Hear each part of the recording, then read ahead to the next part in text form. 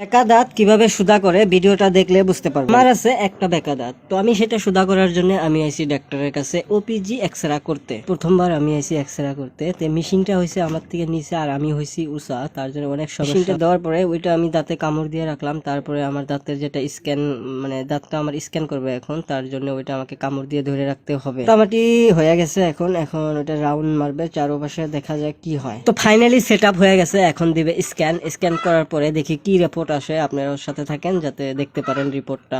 তো স্ক্যান আরম্ভ হয়েছে, এখন দেখি কি রিপোর্ট আসে আর দেখেন কিভাবে একটা দাঁত এক্সরা করতে হয়, মানে বেকা দাঁত সিধা করতে হয় কি পদ্ধতিতে। আপনারা দেখেন, ভিডিওটা দেখলে বুঝতে পারবেন। তো ফাইনালি এখন স্টার্ট হয়েছে মেশিন, দেখতে পারতেছেন আপনারা। তো মেশিন ঘোরাঘুরি করতেছে, তো আমি তো পুরা অবাক। তো মেশিন ঘোরাঘুরি দেখে আমি তো পুরা ভয় খেয়ে গেলাম যে এখন কি হবে আমার সাথে। তো ক্যামেরাটাও এখানে রাখার পরে আমি ভাবলাম যে একজন মানুষ নিয়ে আসলে হয়তো ভালো। তো আমি তো ভাবলাম হুজুর তো এখানে আছেই, তো হুজুরকে ডাকা যাক। তো হুজুরকে ডাকার পরে হুজুর এসে আমার মোবাইলে ক্যামেরাটা ধরলো, তখন আমার ভিতরে অল্প সাহস আইলো যে যা হয় হবে এখন। তো ফাইনালি মেশিন ঘোরা বন্ধ হইলো। তো এখন দেখি কি হয়, রিপোর্টে কি আসে দেখি। তো এখন আমার এখানে যেটা লাগানো আছে সেটা খুলবে, তারপরে স্ক্যান দিবে ল্যাপটপে থেকে রিপোর্ট বাইর হবে, দেখি কি দেখেন। তো এই যে এখানে স্ক্যান এখন দিবে, তো প্রিন্ট করবে বস্তুটা, দেখেন প্রিন্ট করার পরে কেমন আসে। তো এই যে দেখেন সবারই দাঁত এরকমই থাকে। তো আপনারা যারা বেকা দাঁত সিধা করতে চান, তো আপনারা ধুবড়িতে আসতে হবে, কারণ ধুবড়িতে ওপিজি সেন্টার একটাই আছে, সারা ধুবড়ি মিলে একটাই।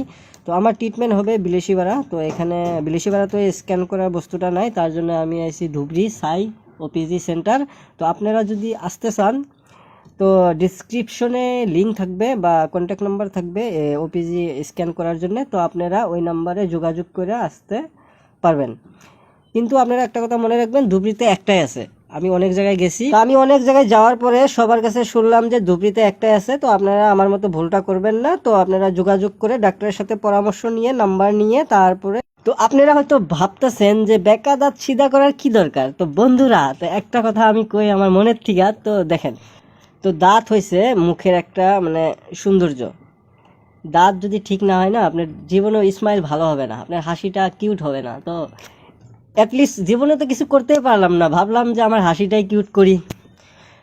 তো সব কাম হওয়ার পরে এখানে আমাদের 10 মিনিট ওয়েট করতে বলছে। তো 10 মিনিট হওয়ার পরে আমরা এলাম রিসিপশনে। তো এখানে আমাদের বিল হয়েছে 1000 টাকা। তো আপনারা আনুমানিকভাবে আইডিয়া করতে পারেন যে ব্রেসেস ট্রিটমেন্টে কত টাকা যাইতে পারে।